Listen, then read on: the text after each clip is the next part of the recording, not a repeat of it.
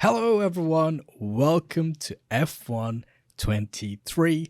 It's finally here and I'm very excited to be checking it out, particularly Breaking Point, the story mode that was introduced back in F1 21. It was missing in F1 22, but it's back for F1 23. Didn't get to play it in the previous F1 21 game, but I am caught up on the story. So without further ado, let's jump into it. I'm very excited. Previously, in Breaking Point. Aiden, please tell us, how does it feel to be on the verge of getting behind the wheel for your very first race? I feel like a little kid. I look around and I'm surrounded by my heroes. And tell me about Casper Ackerman. How is that relationship coming along?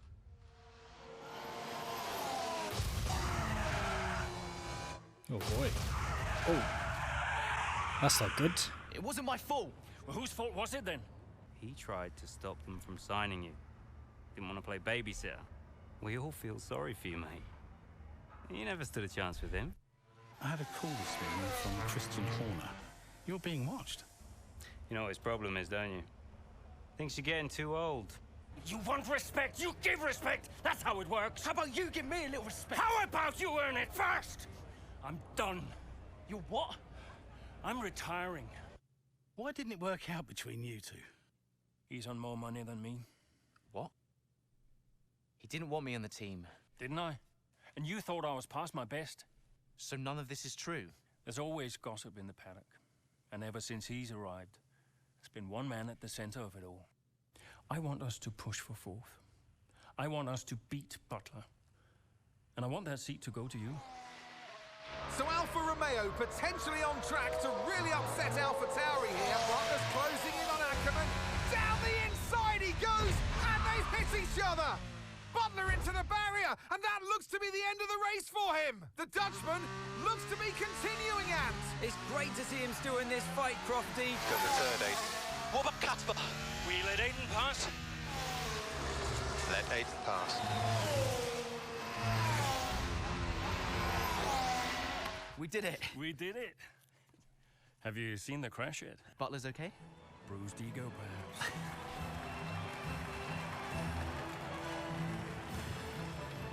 It's good to see them get along towards the end. Miami Grand Prix, here we go. Several races into the 2022 season. Very excited. Advance. Let's do this. What was it like bringing a brand new team to the F1 grid? You know, the first time you see a car, your car, with your branding, your name on it, in an official race, alongside Ferrari, McLaren, Mercedes, that's what it's all about. You make it sound like a dream come true.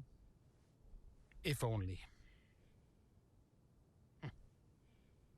When did you first get a sense of what was in store for Connor Sport? 2022 season, straight out of the box. The drivers were always going to clash. That was a calculated risk. But the car had problems. We're midway through the Miami Grand Prix. It's been a cracking race so far, and it's all up for grabs. Absolutely, Crofty. Some fantastic driving here today, especially, I have to say, from Aiden Jackson. I don't think I've ever seen the Connor Sport car being put through its paces quite like this. This is a team, Connor Sport, that have got a lot to prove this season, but Jackson might just be the man to do it. Oh, okay, I think here we go. Oh, right. Starting out, finish the race. Okay, Aiden, nice job so far. Let's try and bring that gap down to the car ahead if you can. I'm playing this on hard difficulty, so no assist. Hopefully it's not going to screw me over.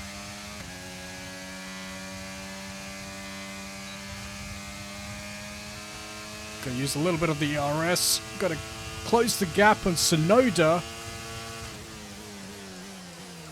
Not gonna go for it. Oh, okay. The wheel feels very, very light. I don't know why that is.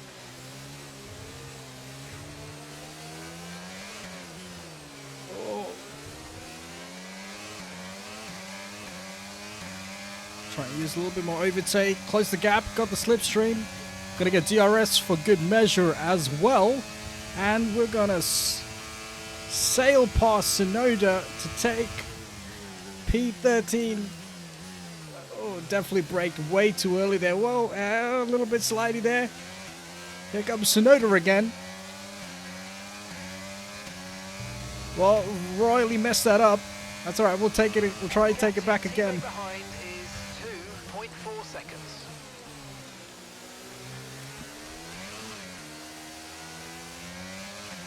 Oh man. I don't know, the wheel doesn't feel right. I'll have to have a look at that. Maybe at the end of this episode. Just feels like there's no force feedback. What is happening? This game has had a few updates since it came out. So I wonder if they've broken the force feedback. I don't know. I'll have to have a look at that. Feels very, very weird. Alonso's into the pits. Very interesting. Keep an eye on that gap ahead, please. 1.8 seconds. Try and feed the throttle in. Man, this steering is very annoying. It's very off-putting, the fact that I'm not getting any sort of force feedback. Trying to close the gap on Schumacher now. Back when he was still on the grid. We do miss Mick in the 2023 season, but hopefully we'll see him in the near future. Looks like we got Butler behind us in our Connor Sport sister car. That's really interesting. I didn't realize Butler was our teammate. Well, I guess that's maybe what that interview earlier was foreshadowing.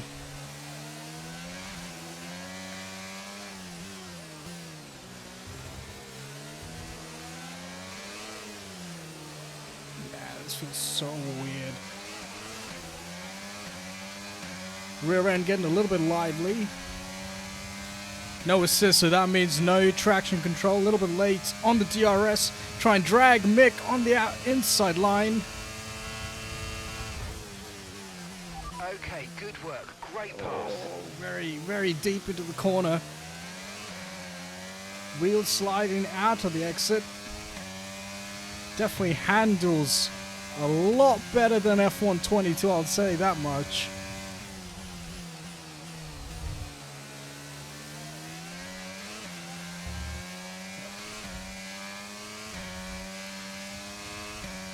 Car is very slidey. That might just be design of the game. Connor Sport is a brand new team. I like that idea of having just a brand new team, you know? I like the way they're incorporated. I know it's just the beginning of the story, but I like the premise. Mick's having to fend off Butler in the background there. We got 5 laps left, chasing down Lando Norris, still running for McLaren. Very deep on the brakes into the corner, coming out. Tail getting a little bit slidey again. Whoop. Accidentally neutraled it. Whoops. Come here, Norris. Alright, so Norris has gotten past Bottas on the final corner there. Well, I suppose it's the penultimate corner, really. Because that bend on the main straight is technically a corner as well. Locking up the brakes.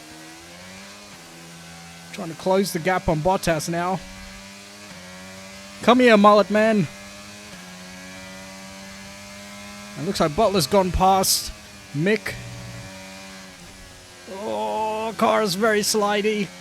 Does not feel planted whatsoever. Whoa, whoa. Butler's hot on our heels.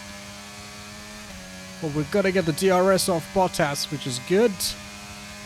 Gonna conserve our ERS as well. Getting close to Bottas on the brakes there.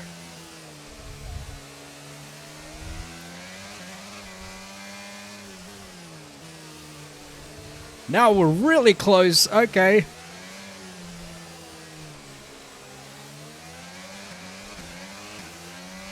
that's just 5 laps of fuel remaining. Roger that. DRS. Gonna use DR. Oh. Okay. Cutscene.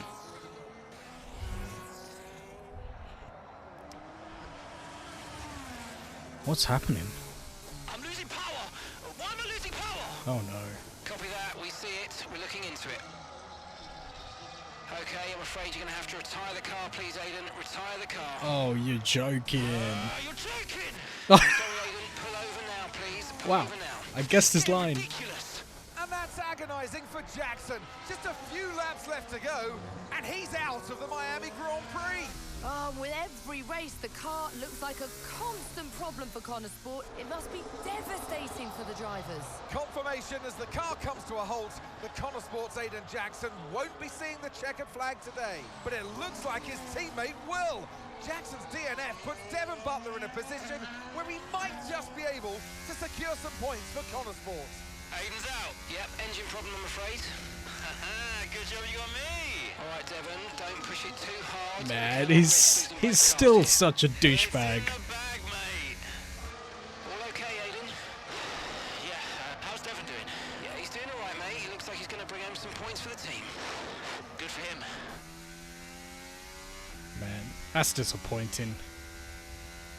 Disappointing for us, but overall, I guess a net W for the team, getting some points. Devon Butler's still a douchebag. Oh my gosh. He's such an annoying character. If it's not one thing, then it's another. Did you not see what happened out there today? Aiden, I agree with you 100%. We are doing everything we can. I know the car is not perfect, but... Andreo, it's every race. Do you know how I look losing easy points like this? Knock, knock. Sounds like there's a riot show going on in here. What am I missing? Not now, Devon. Aiden and I were just discussing issues with the car. Again? I thought that was all in hand. I had no problems today. Smooth. You know what they say? A shoddy workman always blames his tools. Hey, hold up. Mate, Come on mate. now. You can look at my setup data anytime you want. I've told you that. It might help. And I've told you before, it's not a setup issue. The problem is... Jackson, that was the problem with the 2022 season. Ask anyone. I mean, at the end of 21, everyone thought Aiden was going to be signed by one of the big three. But, guess they couldn't reach an agreement, so we both signed for Connor Sport. And do you think that affected Aiden? That's no secret. Now, for that 22 season, Jackson was a nightmare. Jeez, alright. I just noticed Butler Global is part of the team name, so maybe Butler has something to do with the team, has some integral part maybe in the sponsorship of the team. Very interesting. Okay, we're in the hub. Between story events, you learn to return to the hub. You can check the latest news, social feed, emails, phone calls throughout the course of Breaking Point 2. Oh, hang on. The character you control in these hubs can change from visit to visit. Oh, interesting. Each one offering a different perspective on life at Connor Sport. That's really intriguing. Okay, performance and reputation. I don't know if this was in the previous iteration of Breaking Point. Well, the first iteration of Breaking Point. Performance, reputation, new edition. Yeah, new editions. That's right. It says right there. Learn to read, Jace. They'll fluctuate based on your actions both on and off the track. Okay, so interesting. Things that we do off the track will influence our performance and reputation. Gaining a higher level in each rating will result in a wider range of responses available in both press interviews and department events. Okay. Performance largely related to how well you and the Connor Sport team perform during races, affected by things such as finishing position, etc., etc. Oh, and fastest lap. Be mindful, however, that other factors outside of the race may also affect performance. I'm guessing maybe reliability. Reputation, all to do with how well the media, fans, and F1 will perceive you and the team. If you appear frustrated in a post-race interview, all of this will be reflected by your reputation level. Okay. Responding to your actions. So news, emails, etc. all be impacted by your actions elsewhere in Breaking Point 2. These icons will highlight if a piece of content is present due to your actions, with each representing a different source. Okay. So all we can identify through these icons how the F1 world is responding to our choices and decisions. Okay. Well, interesting. Finish a position. Gain some performance, gain some reputation, and podium pass XP as well. Well, I think that's probably where we're going to leave it for this first part. Very short, very quick, straight to the point. I hope you guys enjoyed it. I'm well into this. I'm very much invested. F1 22 was definitely lackluster, and I have played F1 23 outside of Breaking Point. I played a few multiplayer games and time trials, and definitely the game handles a lot better than F1 22. It's a markable difference in terms of the handling physics compared to F1 22. So I'm very excited to continue on with this, but as for this episode, that's where we're going to leave it. Please do hit that like button, subscribe if you're not subscribed, leave a comments down below, let me know your thoughts on F1 23, and yeah, I'll catch you guys in the next episode.